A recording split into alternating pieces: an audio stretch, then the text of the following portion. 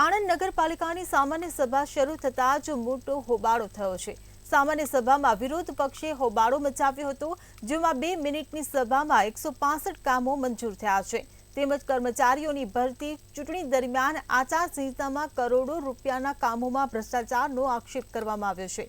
ત્યારે સત્તા પક્ષે વિરોધ પક્ષના તમામ આક્ષેપ ફગાવ્યા છે। સભામાં નગરપાલિકા ચોર છેની બૂમો સાથે વિરોધ પક્ષે સભા હોલ ગજવ્યો હતો। વિરોધ પક્ષે ચીફ ઓફિસરનો ઘેરાવો કરી એજન્ડાની કોપી હવામાં ઉછાળીને વિરોધ નોંધાવ્યો હતો।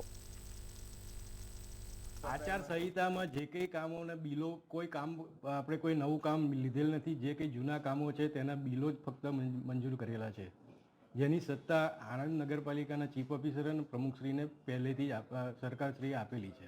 જે આપને કદાચ ધ્યાને આવ્યું હોય તો ઇલેક્શન કમિશને તેની કામના બિલોને મંજૂરી આપવા માટેની સત્તા આપેલી છે। બધા જાણે છે જે ભરતીની વાત કરે છે તો એમના રીતે માણસો અહીંયા મેલેલા મસ્ટર ઉપર એમના મરતિયાના માણસ ખાલી પટાવાળામાં વધારે ને અહીંયા ફરતા માણસો વધારે છે। કામદાર જે માણસ ખરેખર જે મેળવાના એ અત્યારે મેળ્યા નથી ને અત્યારે ભરતીની વાત છે। એમને બજારે એવું બતાવવું છે કે ભરતી કરવાના છે, ખરેખર કોઈ ભરતી થવાની નથી। નગરપાલિકાના પ્રમુખ અને તથા ઉપપ્રમુખ અને ચીફ ઓફિસરે એવું વર્તન કર્યું છે અને 2 જ મિનિટમાં પૂરી સભા કરી દીધી છે, જેમાં 164 કામ એ લોકોએ લીધા છે।